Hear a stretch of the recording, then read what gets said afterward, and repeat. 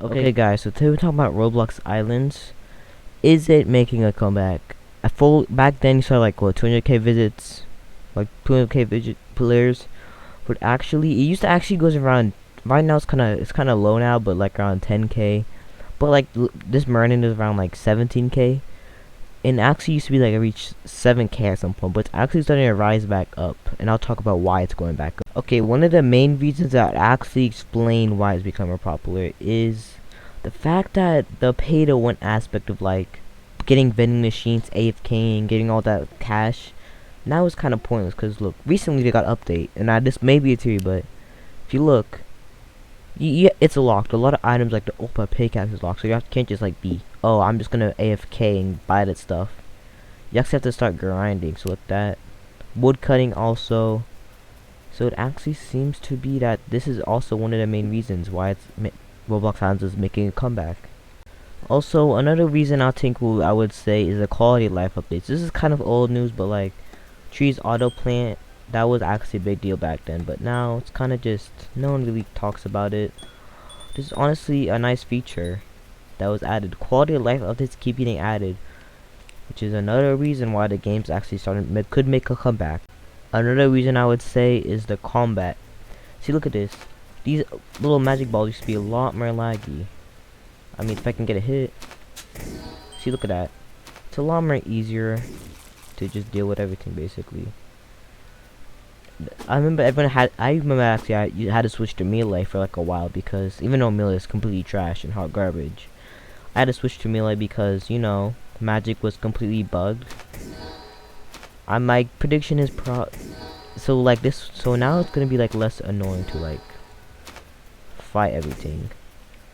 So these simple quality life updates will bring back old players. That's what I gotta say about that. This is the feature that's not talked about, but old Islands players usually quit it around when the game's like really buggy. But look at this. Look how fast they can place these blocks with basically no lag. Look at this. Breaking blocks, basically no lag whatsoever. Now why is this a big deal? Because I went back then, building was a hard task because like it would always like lag back. Basically it's been completely ignored.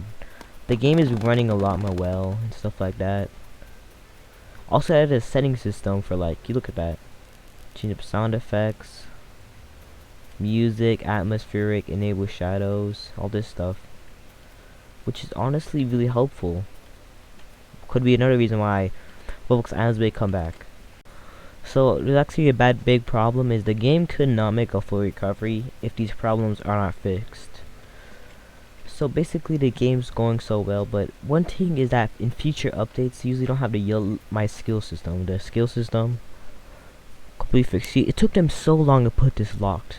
So if they added new items, people aren't gonna grind for it. They're just gonna, you know what? They're gonna wait until so they can buy it and just buy it. Or people just dupe items and then just use the duped items. See the problem with that? If you can dupe items, it doesn't really matter if it's level locked. If it's level locked, it doesn't matter if it's duped. I mean, it still matters to dupe because duping is bad, but still, it's gonna hurt economy less because if someone has 50 Oppo pickaxes, they can't really sell it to someone who doesn't have the correct leveling requirements. So basically in future, if they just fix all the skill system, make sure a lot more stuff is level locked, then it should be good and the future of the game should be great.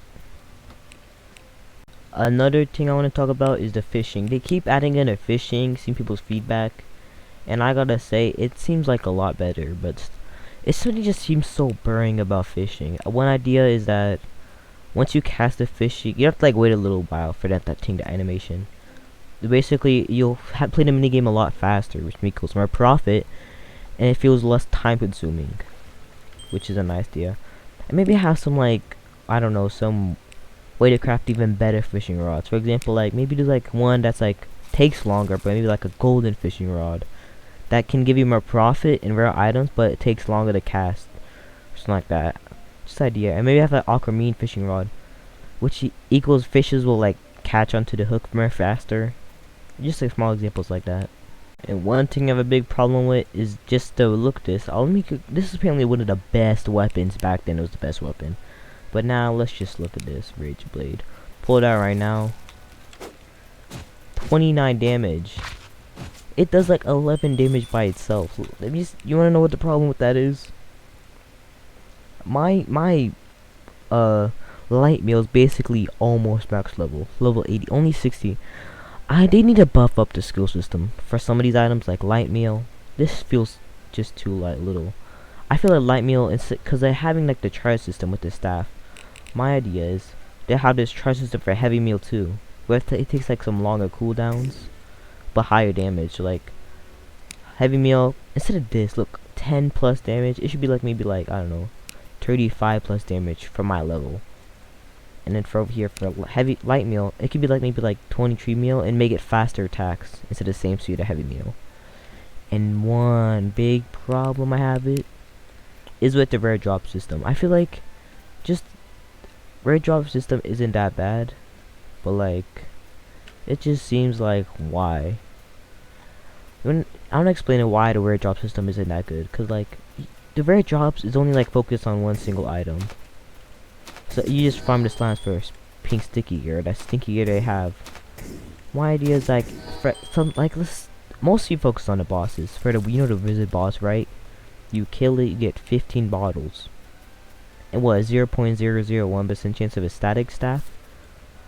If you like do all that grinding, there's a chance you won't get the static staff. What do you end up with? I'll show you what you end up with.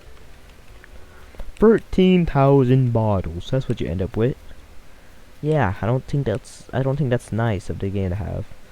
So one idea is to have a boss furniture. You may say, oh, that's so pointless. You may think, because some people don't like building. Honestly, for me, I don't really like furniture that much, overpriced and stuff like that. But think about this: it honestly will help people who feel like they're grinding to actually get places by getting money by selling it to other players. So I think that'd be a benefit. So like maybe every time you kill a boss, you get like a respective chest for that boss. For example, the wizard boss, kill the boss, you get maybe like a goodie bag. You open a goodie bag, some random items will drop. Look at this. If I just kill this, why did not summon? If I just kill this guy, basically I get nothing in return. I'm just gonna get like what, 15 bottles. Also, the charge system is pretty cool, but like I feel like it's just faster just to spam click. But hey, it's just my opinion. Just look this. Wait a little bit. Look at that, 15 empty bottles. Does not feel pointless to kill this boss? You may get XP, but still it feels like you're getting nowhere. So just some goodie bag system like how Terraria does it. You open it up, get some random items. Instead of weapons, I'll just recommend furniture, because this game is known for the amount of furniture. It would just make, I think I would like bring people back to like grinding bosses, because they actually feel like they're not just getting trash items. It's actually getting somewhere. Some bosses that I probably wouldn't get a goodie bag to is probably the dragon, because it already has its respective goodie bag for killing it, the dragon egg. The rest of them, they can have their own goodie bag. Now one problem, this is kind of my personal problem, is the block limitation. You can only have like 75,000 blocks placed. My idea, instead of having that limit, the limit could be like, I don't know, doubled. Just for like some testing purposes, but instead of like just completely doubled, more players will join your island. But let's say for example, before you join your island, go to the Explorer, click on someone's land, and they have more than like say 75,000 blocks. It will put an error of like, error saying this island has more than 75,000 blocks. This could reduce your device performance. Would not recommend joining, something like that. So I mean, people's shop accounts usually don't have a lot anyway, so wouldn't really be a big problem. And it would just help a lot of builders like me, who just need a lot of land, because I have a lot of stuff placed around my island, as you can tell. Also, one idea that could just be a future update, I don't know, maybe like it's like level capped, for like it wouldn't be too much to put on you. Maybe if you have like level 50, I don't know, in economy, you'll get, maybe you get like a new NPC, maybe called like the bounty hunter or something like that. He'll give you have to kill like a certain creature a certain amount of times. Definitely not bosses. If it's a boss, like only one time. But basically, you kill that boss, and it earns some other creatures. It's like a daily thing, and you'll get some daily reward, just like some idea. Cause these quests are here. Most of these quests, they get kind of repetitive. But if it's like random creatures from random islands, it'll be a pretty cool concept idea, just for just like to help people get some more stuff to do in the Roblox Islands.